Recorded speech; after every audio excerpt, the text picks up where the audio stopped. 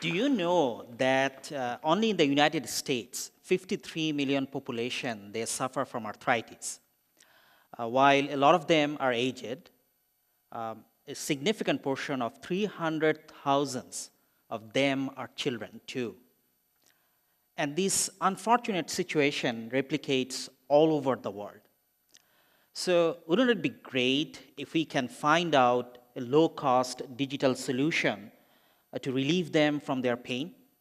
So if you can dream about that, can we also imagine a world with a gridless lighting system where thin, poster-like, flexible lighting that we can stick on any surface without the need of traditional power grid lines? The exciting news is both of them are near reality. And I'll share with you how we made those advances through a specific question that I ask myself every day: why I do what I do. This question has kept me inspired to pursue my relentless goal to augment the quality of life every day for everyone. As an academic researcher, we often are being asked a question: what really excites us to choose a specific research topic? And the standard answer is going to be curiosity, which I agree. In addition to that, in my case, it gets strengthened by the inspiration that I get from everyday life. Take the example of arthritis. 4 years back, my mom was describing me about her misery with arthritis in her finger joint and her kneecap.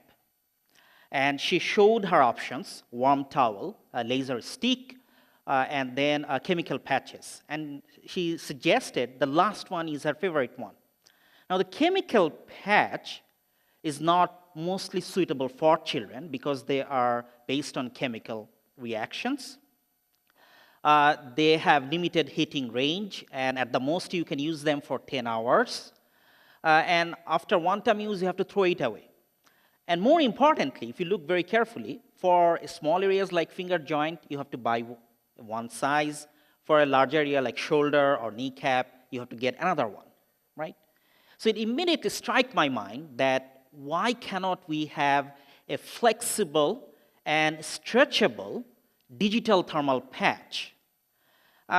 So when any question like that comes to me, I assume 3 roles. First role, as the user, I make a dream wish list. If I were a user, what I really want, I don't care whether it's possible or not. Then I change my shoe, and I then become a scientist to ask all the curiosity-driven questions that what can really make these dreams come true? And then I go back to myself as an engineer. Honest, comprehensive, optimal, simple solution giver, right?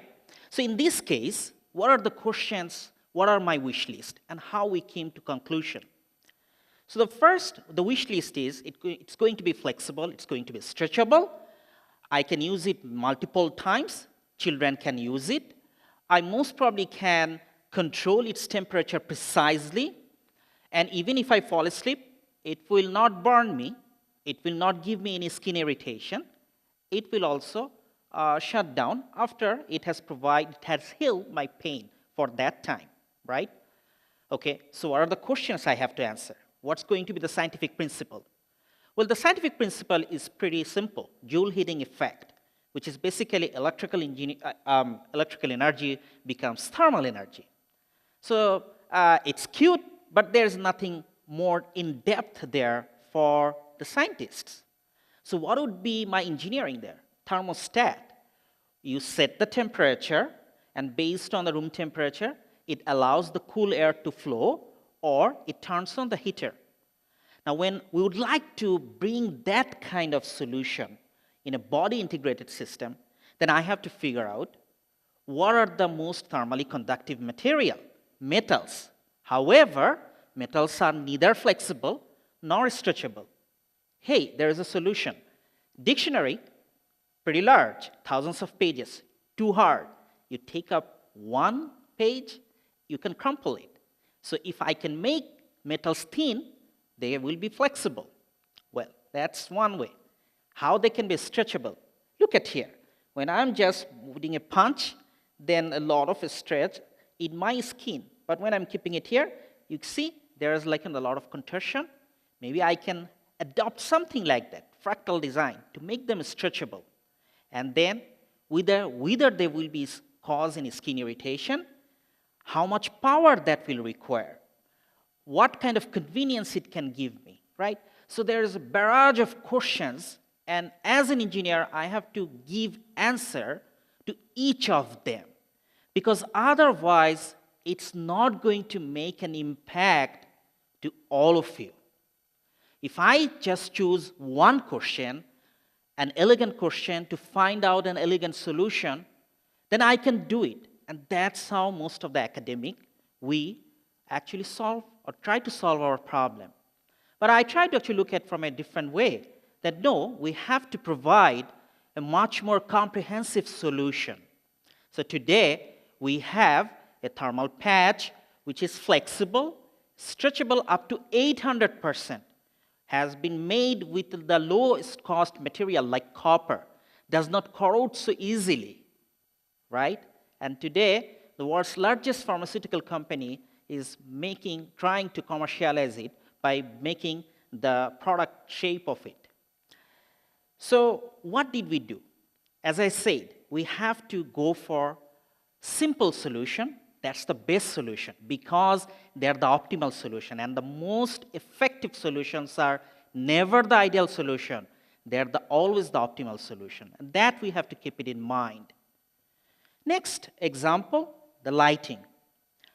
Last summer, my dad asked me to hold a spotlight while he was changing one which was fused. He's 75 years old. And after a couple of tries, both of us, we figured out that the hook itself is broken.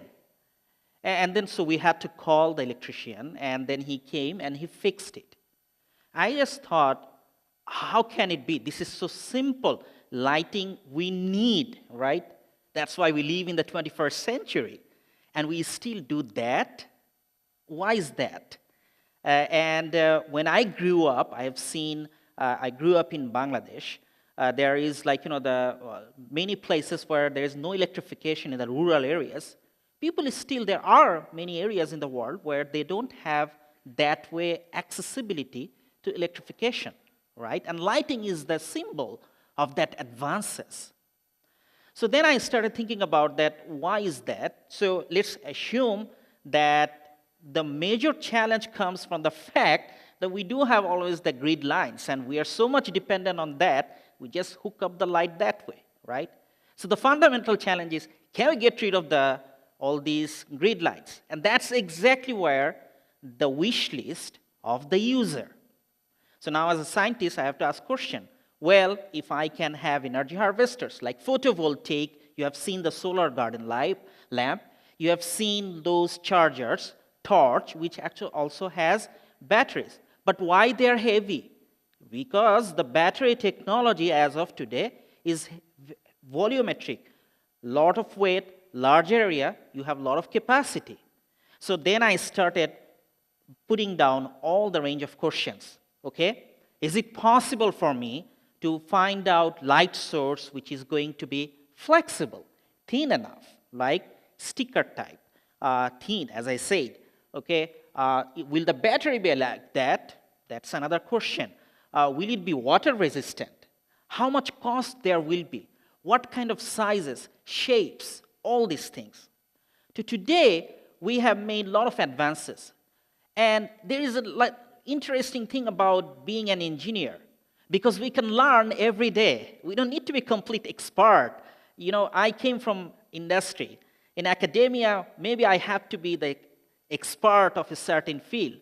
But as an engineer, I can learn every day. I reached out to my colleagues who are experts in the technology which is related to energy harvesting, battery, the lighting, like LEDs.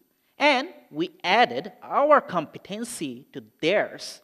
And then in a complementary fashion, today we do have at least the pseudo version, which you can say a poster-like, flyer-like, sticker-type lighting that you take, you attach it to anywhere, and it will light up if you are that communicating it with your cell phone or with a numeric button. And it will, if it comes true, if it's not going to be me, but someone, because don't you think that it is also your wish list? Because it will eliminate the requirement for all the grid power sources that we know today, right? So the stories that I shared with you today, they tell us that we should defy the common knowledge. We should constantly challenge them, because otherwise how can we create new knowledge? We have to defy the orthodoxy. And that's quite important, because nothing can be more empowering than empowering others. This question, why I do what I do, it is for all, because that defines who we are, what we are going to do, and what impact we will be making. And, this journey is going to be risky. You're going to get wounded because you might be alone. But that's what the pioneers are, right? So oddly enough, that just less than 2 weeks back, Boston Globe, they ran an editorial, Why We Do What We Do. They presented a strong, compelling case for the need of free press. And that's why today, before I walk away from this stage, I'll request all of you to close your eyes, please. And for once, ask yourself why you do what you do. Thank you.